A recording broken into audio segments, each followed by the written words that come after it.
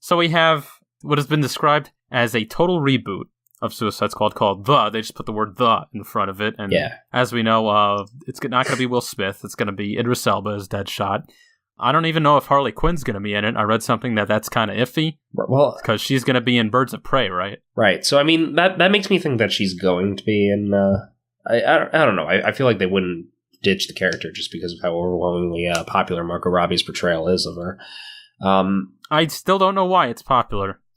I don't know. It's she just wasn't like even that good. Every little girl wants to dress up as Harley Quinn. My sister included. Why? Because she has a lazy costume? Let me just dye my hair a little bit and put on a little booty shorts and a jacket. That ain't even the costume. I don't fully get it. But no, it was a huge fad, though. Like, you have to acknowledge that they had this huge marketing campaign based around Harley Quinn, and it clearly worked, The movie was highly profitable.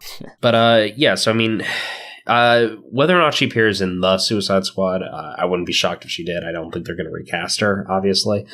But yeah, it'd be interesting to see what direction they go with that, because we really don't know too much about what they're doing beyond the fact that, Will Smith was recast. It's supposed to be a soft reboot that has little to do with the original. Hopefully they have a villain or a conflict that's better than some witch thing which you could have seen coming from a mile away. Yeah.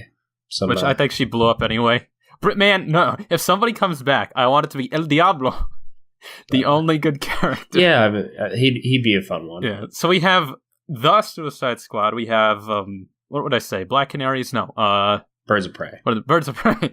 Shazam, Wonder Woman 84, and a few other things. And this is all coming out of a place which isn't really a secret at this point, that DC's shifted its focus towards more standalone films. They're not staking as much on the whole shared universe thing, because obviously Justice League was a disappointment, and Batfleck is out, seemingly. Henry Cavill hasn't re-signed as Superman, so who even knows if he'll ever come back. I hope he does, man. But yeah. And then like we said last week about that other article that said that they might be looking to do a Dr. Fate film, which could lead into a Justice Society and taking place in the past. Well, that'd be an interesting way to reapproach the whole shared universe. Like, focus on the Golden Age heroes, Yeah, well, here's the thing. Like, I don't really want to see a whole built-up shared universe like Marvel did from DC, because you know how much time that will take, where we'll have to go through the whole process again? Oh, we gotta put in little hints over here and over there in each movie, and you gotta stay in the after-credits scene, and you gotta... Nah, just give me some good solo movies, and maybe one that leads into a team-up, and then just have the film be about the team itself. Like Suicide Squad. We didn't get individual movies for those. It's just team movie. Here we go. I mean, they did that with the introduction to the Justice League cartoon, although you had, the Superman and Batman animated series, but other than that, everyone just kind of shows up. Here's Flash, here's Green Lantern, here's Hawkgirl, Wonder Woman, let's go. Bang, bang, bang.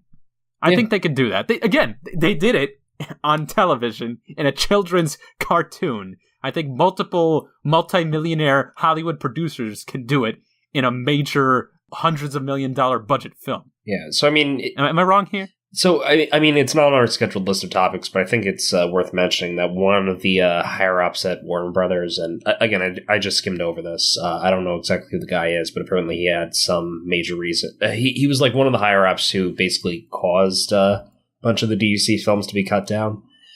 So he apparently stepped down. Which is... His name is Kevin Sugihara? That sounds right. I think that's how you pronounce it. So, that's good news for the future of this franchise. It sounds like he was really one of the creative directors who really just shot down a lot of the more seemingly outlandish ideas that Snyder had, some more, fan servicey ideas that probably would have appealed to the fan base. And Snyder's vision, I don't think he has totally bad ideas. It's just that they were poorly carried out. I mean, yeah, you don't have to go dark for every movie. Like, going dark is good if it fits the character, because obviously, he did Watchmen, which was great, and he did 300, which is also, kind of a dark atmosphere, and those work. His style works for things like that, and I think that's where DC screwed up. They put him in charge of things that are typically brighter, like Superman and Justice League, and they said, okay, Dark Knight succeeded, so let us do the same thing again. Yeah, just bring on another dark director. That clearly sells movies. Yeah, it's like failing to realize what makes the characters good. It's just looking at, oh, this thing succeeded, therefore copy it. It's like what they did in the early 2000s or mid-2000s with Call of Duty. Call of Duty took off, and so then every game company said, oh yeah, we gotta recreate the success of Modern Warfare. Put more guns and gray backgrounds and stuff like that. And then your games sell like crap. And then your movies sell like crap. Yeah, I mean, that was really my biggest problem with Man of Steel, you know? Well, one of my biggest problems was they really didn't do anything to sort of make a Superman movie. It was basically Batman if you were Superman, you know? That's one way of looking at it, which just didn't work for me. As far as I'm concerned, that sort of betrayed the character a little bit. It's like, I just found it boring because of that reason, you know?